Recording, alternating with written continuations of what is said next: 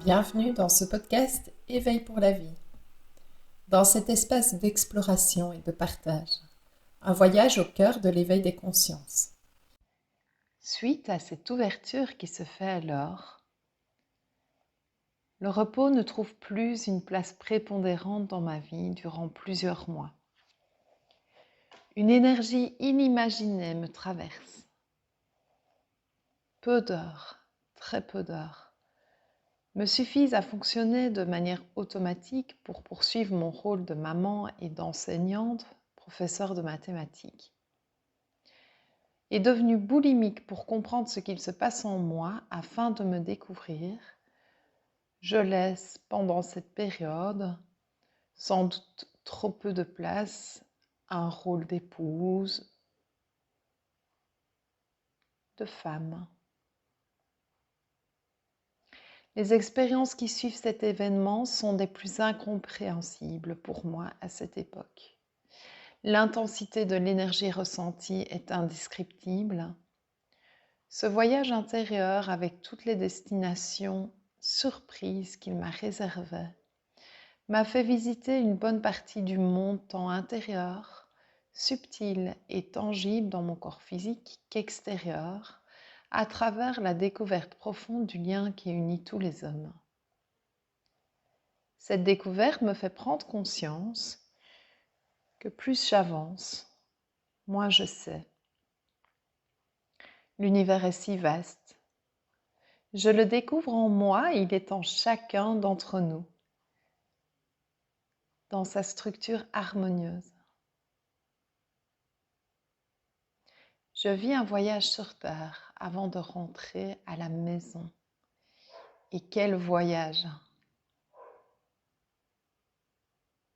La vie sur Terre est un voyage éphémère dont la beauté s'exprime à travers elle. Le début du voyage. Je vais vous le raconter ici. Ce voyage a démarré il y a déjà quelque temps. Sans doute que pour vous aussi. C'est l'histoire de cette petite fille, Françoise Roberti, née le 10 du 10 85, annoncée garçon pour une maman qui deviendra alors Madalton. La surprise est déjà présente le jour de ma naissance et elle ne me quittera pas.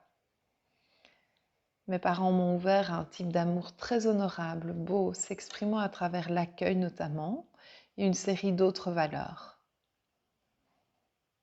Petite, ils me décrivent comme adorant grimper sur les fauteuils et aimant bouger. Ce petit zozotement perçu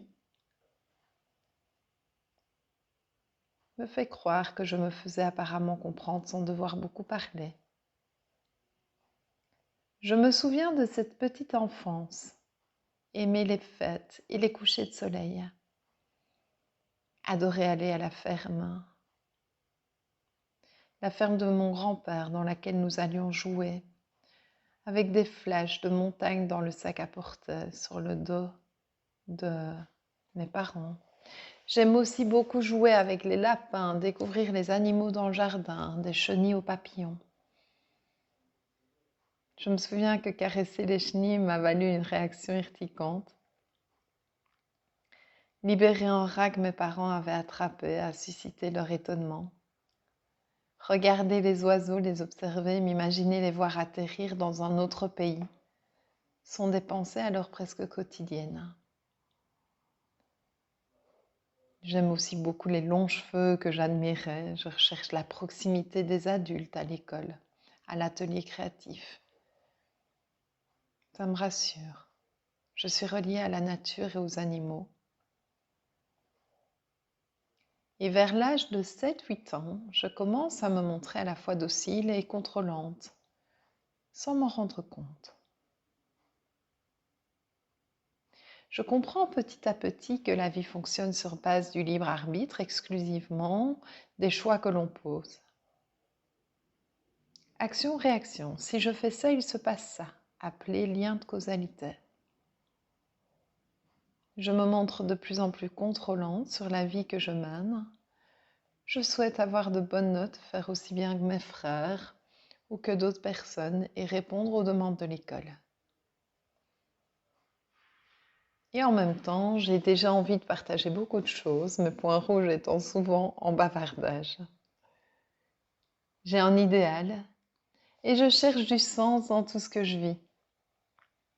Je voulais tout comprendre et je ne m'imaginais pas vraiment que mon bon sens puisse ne pas être compris. Je croyais souvent aussi être dans le bon, en ayant fait beaucoup de jugements sur les autres et sur moi-même. Parfois, je prenais ce rôle de bourreau perfectionniste qui se flagelle à travers une tonne de pensées peu porteuses quand mes objectifs personnels n'étaient pas atteints.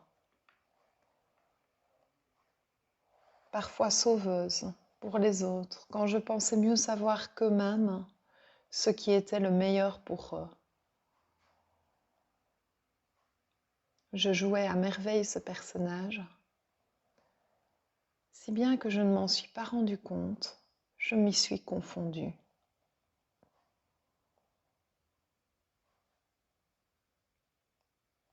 Avec ses 3 grands frères, j'étais recadrée, taquinée, je jouais alors parfaitement mon rôle de victime sans m'en rendre compte. Je sais que j'ai toujours été super aimée. Ils étaient bienveillants, un peu protecteurs. J'ai grandi dans une éducation judéo-chrétienne axée sur l'amour pour les autres, le pardon, l'ouverture, l'accueil. Mes parents s'occupaient de personnes en réinsertion sociale et donc le passage à la maison a toujours été une habitude.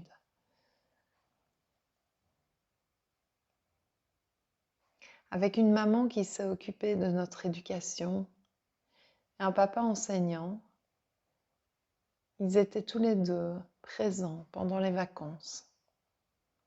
Leur présence à la maison était bénéfique à toutes les personnes de passage, que ce soit les personnes en réinsertion sociale, comme les amis. La porte était toujours ouverte, il y avait toujours beaucoup d'animation. J'aimais cette ambiance de passage. D'un autre côté, je ne comprenais pas toujours cette envie de devoir absolument accompagner ces personnes qu'ils accompagnaient, qui sortaient de prison. Une part de moi, petite fille, ne se sentait pas mise en valeur, ni parfois reconnue dans ce mode de vie fort axé sur l'action, tout en ayant une réalité religieuse. Le temps m'a appris à appréhender cette réalité comme un véritable projet de vie pour mes parents, projet basé sur des valeurs communes fortes pour eux.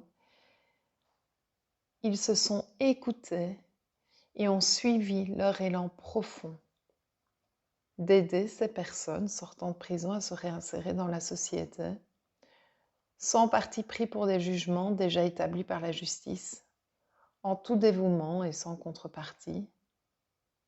Ce que j'en retire, c'est cet enseignement si fort. Ils se sont écoutés.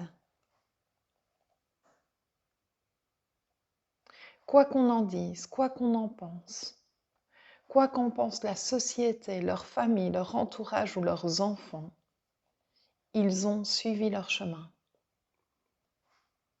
Toucher à cette écoute intérieure et cette confiance en eux, à travers l'élaboration de ce projet, a été un réel repère.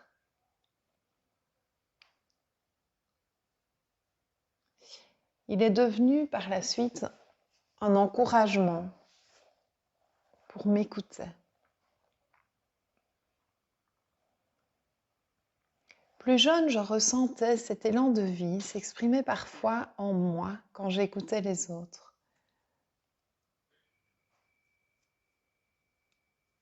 Je me souviens que toute jeune, nous étions en vacances quand mon père voit une fête dans un village qui s'organise. Nous traversons les montagnes et là je découvre des gradins vides. Je sautille dans ces gradins, passant d'un siège à l'autre. Et là, j'entends une voix merveilleuse. Je m'assieds, toute seule sur ces marches. J'écoutais sans le savoir Enya qui se préparait à un concert.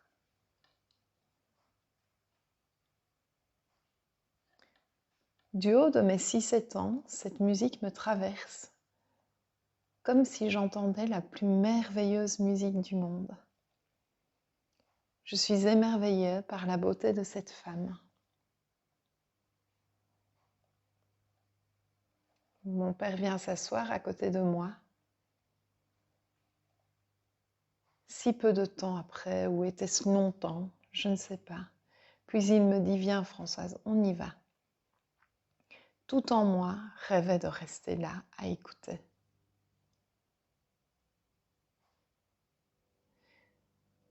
Ce souvenir me rappelle à quel point oser créer ce qui nous anime est parfois éveillé par d'autres personnes.